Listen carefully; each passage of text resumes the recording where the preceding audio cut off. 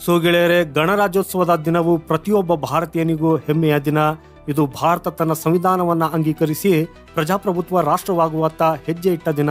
ಈ ವಿಶೇಷ ಸಂದರ್ಭದಲ್ಲಿ ಚೀನಾದಿಂದ ಒಂದು ದೊಡ್ಡ ಹೇಳಿಕೆ ಬಂದಿದ್ದು, ಭಾರತದ ನಾಗರಿಕರಿಗೆ ಗಣರಾಜ್ಯೋತ್ಸವ ಶುಭಾಶಯಗಳನ್ನು ಕೋರುವ ಮೂಲಕ ಚೀನಾ ಎಂಬಾಸಿಯು ಒಂದು ಸಕಾರಾತ್ಮಕ ಸಂಕೇತವನ್ನ ನೀಡಿದೆ. ಆಕ್ಚುಲಿ ಭಾರತ ಮತ್ತು ಚೀನಾ ಎರಡು ಏಷ್ಯಾದ ಪ್ರಮುಖ ಶಕ್ತಿಗಳಾಗಿವೆ.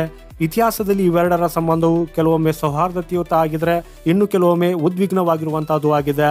ಇಂಥದ್ರಲ್ಲಿ ಗಣರಾಜ್ಯೋತ್ಸವದ ಶುಭಾಶಯಗಳು ಒಂದು ಹೊಸ ಆರಂಭವನ್ನ ಸೂಚಿಸುತ್ತದೆ. ಚೀನಾ ಎಂಬಾಸಿಯ ಈ ಸಂದೇಶವು ಕೇವಲ ಔಪಚಾರಿಕತೆಯಲ್ಲದೆ ಇದು ಎರಡು ದೇಶಗಳ ನಡುವಿನ ಉತ್ತಮ ಸಂಬಂಧದ ಸಂಕೇತವಾಗಿದೆ.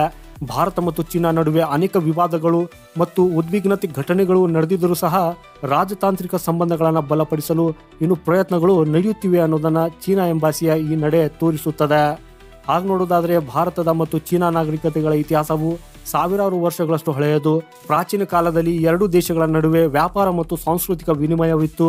ಬೌದ್ಧ ಧರ್ಮವು ಭಾರತದಿಂದ ಸಿಲ್ಕ್ ರೂಟ್ನ ಮೂಲಕ ಚೀನಾವನ್ನು ತಲುಪಿತ್ತು ಹಾಗೂ ಅಲ್ಲಿಂದ ರೇಷ್ಮೆ ಮತ್ತು ಚೀನಿ ಕಲೆಗಳು ಇಲ್ಲಿಗೆ ಬಂದಿದ್ದವು. ಆದರೆ 1962ರ ಯುದ್ಧ ಮತ್ತು ಗಡಿ ವಿವಾದಗಳು ಈ ಎರಡು ದೇಶಗಳ ನಡುವಿನ ಸಂಬಂಧದಲ್ಲಿ ಬಿರುಕು ಉಂಟು ಮಾಡಿದವು. ಇದರ ಹೊರತಾಗಿಯೂ ರಾಜತಾಂತ್ರಿಕ ಮಾತುಕತೆಗಳು ಮತ್ತು ವ್ಯಾಪಾರ ಪಾಲುದಾರಿಕೆಗಳು ಸಂಬಂಧಗಳನ್ನು ಮತ್ತೆ ಒಂದು ಹಾದಿಗೆ ತರಲು ಹಲವಾರು ಬಾರಿ ಪ್ರಯತ್ನಿಸಿವೆ. ಇತ್ತೀಚಿನ ವರ್ಷಗಳಲ್ಲಿ ಭಾರತ ಮತ್ತು ಚೀನಾ ನಡುವೆ ಡೋಕ್ಲಾಂ ವಿವಾದ ಮತ್ತು ಗಲ್ವಾನ್ ಕಣಿವೆ ಘರ್ಷಣೆಯಂತಹ ಉದ್ವಿಗ್ನ ಘಟನೆಗಳು ನಡೆದಿವೆ. ಆದರೆ ಅಂತಹ ಉದ್ವಿಗ್ನ ಸಮಯದಲ್ಲೂ ಸಹ ಎರಡೂ ದೇಶಗಳು ರಾಜತಾಂತ್ರಿಕತೆಯ ಮೂಲಕ ಸಮಸ್ಯೆಗಳನ್ನು ಪರಿಹರಿಸಲು ಪ್ರಯತ್ನಿಸುತ್ತಿರ್ತಿದ್ದವು.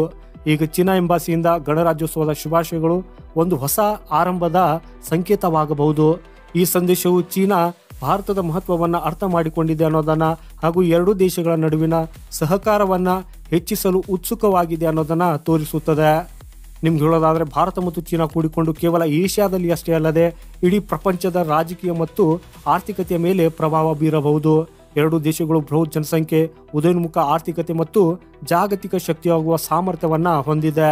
ಆದರೆ ಎರಡೂ ದೇಶಗಳು ತಮ್ಮ ವಿವಾದಗಳನ್ನು ಪರಿಹರಿಸಿಕೊಂಡು ಪರಸ್ಪರ ಸಹಕಾರವನ್ನು ಹೆಚ್ಚಿಸಿದರೆ ಆಗ ಇದರಿಂದ ಕೇವಲ ತಮ್ಮ ನಾಗರಿಕರ ಲಾಭವಾಗುವುದಲ್ಲದೆ ಇಡೀ ಪ್ರಪಂಚದ ಮೇಲೆ ಸಕಾರಾತ್ಮಕ ಪರಿಣಾಮ ಬೀರ್ತದೆ. ಹವಾಮಾನ ಬದಲಾವಣೆ, ಜಾಗತಿಕ ವ್ಯಾಪಾರ ಮತ್ತು ಪ್ರಾದೇಶಿಕ ಭದ್ರತೆಯಂಥ ವಿಷಯಗಳಲ್ಲಿ ಭಾರತ ಮತ್ತು ಚೀನಾ ಒಟ್ಟಿಗೆ ಸೇರುವುದು ಬಹಳ ಮಹತ್ವಪೂರ್ಣವಾಗಿರಬಹುದು. ಗಣರಾಜ್ಯೋತ್ಸವದಂದು ಭಾರತೀಯರಿಗೆ ಚೀನಿ ರಾಯಭಾರಿ ಕಚೇರಿಯ ಶುಭಾಶಯಗಳು. ಈ ಎರಡೂ ದೇಶಗಳು ರಾಜತಾಂತ್ರಿಕತೆಯ ಮೂಲಕ ತಮ್ಮ ಸಂಬಂಧಗಳನ್ನು ಸುಧಾರಿಸಬಹುದು ಅನ್ನೋ ಸಂದೇಶವನ್ನ ನೀಡ್ತದೆ. ಇದು ಭಾರತದ ಪ್ರಜಾಪ್ರಭುತ್ವದ ಮೌಲ್ಯಗಳು ಮತ್ತು ಸಂವಿಧಾನದ ಮೇಲಿನ ಗೌರವದ ಸಂಕೇತವಾಗಿದೆ.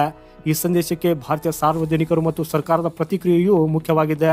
ಯಾಕಂದ್ರೆ ಈ ಅಭಿನಂದನಾ ಸಂದೇಶವು ಈ ಎರಡು ದೇಶಗಳ ನಡುವಿನ ಸಂಬಂಧಗಳಲ್ಲಿ ಸಕಾರಾತ್ಮಕ ವಾತಾವರಣವನ್ನು ಸೃಷ್ಟಿಸಲು ಸಹಾಯ ಮಾಡ್ತದೆ. ಆದಾಗ್ಯೂ ಚೀನಾದ ಈ ನಡೆಯನ್ನು ಕೇವಲ ಔಪಚಾರಿಕತೆಯಾಗಿ ನೋಡಬಾರದು.